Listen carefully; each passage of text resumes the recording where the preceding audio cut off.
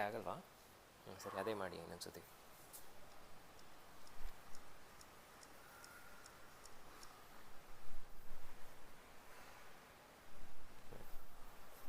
ಕೆಳಗೆ ಹೋಗಿ ಇಟ್ಕೊಳ್ಳಿ ಕೈ ಎರಡು. ಬಿಡ್ತೀನಿ ನಾನಿವಾಗ. ಗಟ್ಟಿಯಾಗಿ ಇಟ್ಕೋಬೇಕು ನೀವು.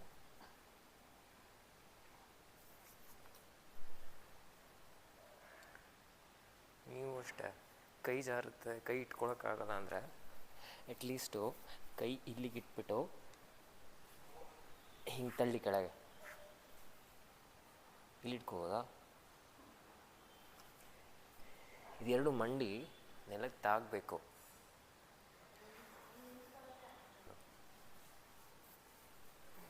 ಇವಾಗ ಹೀಗಿರುತ್ತಲ್ವಾ, ಕೆಳಗೆ ಇಳಿಸ್ಬೇಕು ಆ ಕಡೆಗೆ, ಈ ಕಡೆಗೆ ಹೀಗೆ. ಹಾಂ, ಹೀಗೆ ಸಪೋರ್ಟ್ ಮಾಡಿ ಕೈ ಎರಡು ರ್ಯಾಪ್ ಮಾಡಬೇಕು ಹೀಗೆ. ಇದು ಬೆನ್ನು ಹೀಗೆ ಸ್ಟ್ರೇಟ್ ಆಗಿರ್ಬೇಕು. ಇಲ್ಲಿ ಆಗಲ್ಲ ಅಂದರೆ ಅಟ್ಲೀಸ್ಟು ಪದ್ಮಾಸನ ಕಾಲು ಮಾಡ್ಸೋಕ್ಕಾಗತ್ತೆ ಅಂದರೆ ಅಟ್ಲೀಸ್ಟ್ ಕೆಳಗೆ ತಗೊಂಬನ್ನಿ. ಪದ್ಮಾಸನ ಹಾಕೋಕ್ಕೂ ಆಗಲ್ಲ ಅಂದರೆ ಜಸ್ಟ್ ಕಾಲು ಸ್ಟ್ರೇಟ್ ಮಾಡಿ ಇಟ್ಕೊಳ್ಳಿ.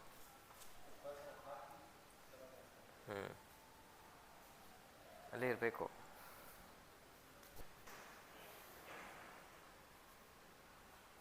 ನೀವು ಇದು ಇಷ್ಟು ಮಾಡ್ತೀರಾ ಅಲ್ವಾ, ಫಸ್ಟ್ ಇದು ಮಾಡಿ ಮಾಡಿ ಅಟ್ಲೀಸ್ಟ್ ಇಲ್ಲಿ ತನಕ ಬಂದರೆ ಆಮೇಲೆ ಸೈಡಿಗೆ ಹೋಗ್ಬೋದು ನೀವು.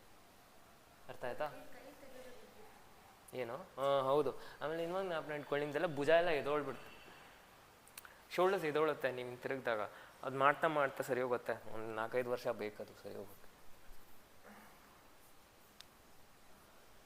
ಗೊತ್ತಾಯ್ತಾ? ಅಂದ್ರೆ ಹೇಳಿ, ತಳ್ತೀನಿ ಒಂದು ಸ್ವಲ್ಪ.